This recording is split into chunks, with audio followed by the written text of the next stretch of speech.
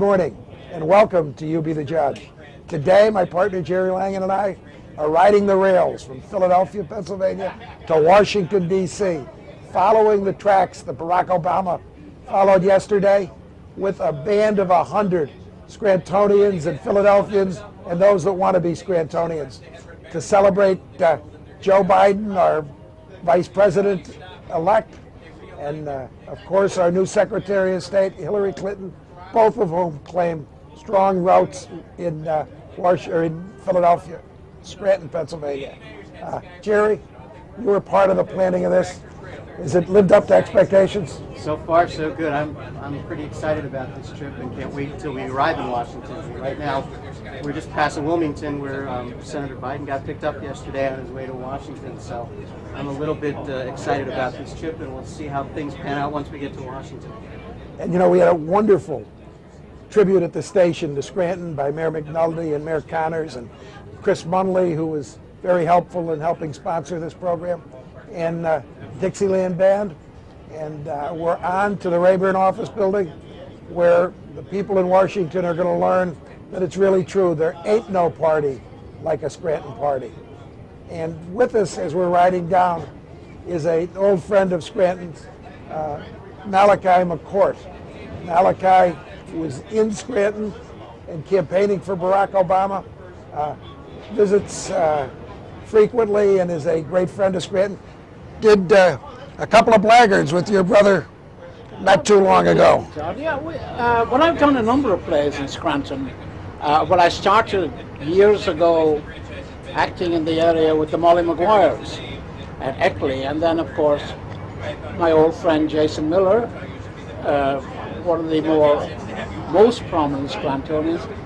And what I like about Scranton, what I like about Scranton people is so many people apologize for their town. They say things like, oh, they roll up the sidewalks at 9 o'clock.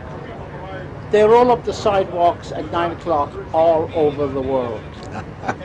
But they don't roll up the sidewalks in Scranton. The sidewalk is there if you want to walk on it. It's a hospitable, warm, and my idea of a wonderful American town, replete with petty jealousies, with politics, with angers, but when things go wrong, people rally around. Yes, they do. Now, Scranton has taken the premier place among the small towns in the United States by the prominence of two of its strongest citizens that you mentioned, Todd, Hillary Clinton and Joseph Biden, and that has catapulted Scranton now into world-class headlines, and deservedly so. Well, welcome back. Our guest for this segment, Natalie Solfanelli, the executive director of the Lackawanna Valley Heritage Valley Authority. A tongue twister. But Natalie, explain to me, as you were before we went on the air, this is one of the first heritage authorities in the Commonwealth. Is that correct? Well, that's right. We are actually the first Pennsylvania State Heritage Area. There are now 12.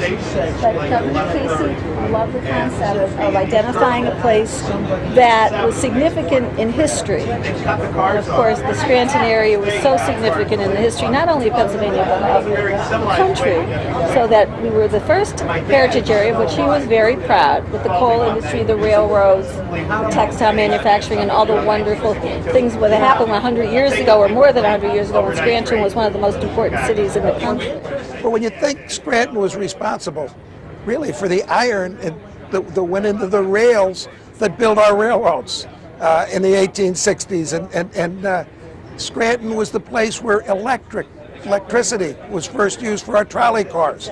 I mean, we've made an impact, and for too long, as Scrantonians, we kind of have forgotten how important we truly have been to this nation. Well, you're absolutely right, Todd. And actually, in the year 2001, Lackawanna Heritage Valley Authority, we call ourselves LHVA for short, was designated also a National Heritage Area because of our significance in the history of the nation by congressional legislation. But not only what you said, we have a lot of firsts. We were the first aid was developed in German as the first responders that we hear about today for the miners.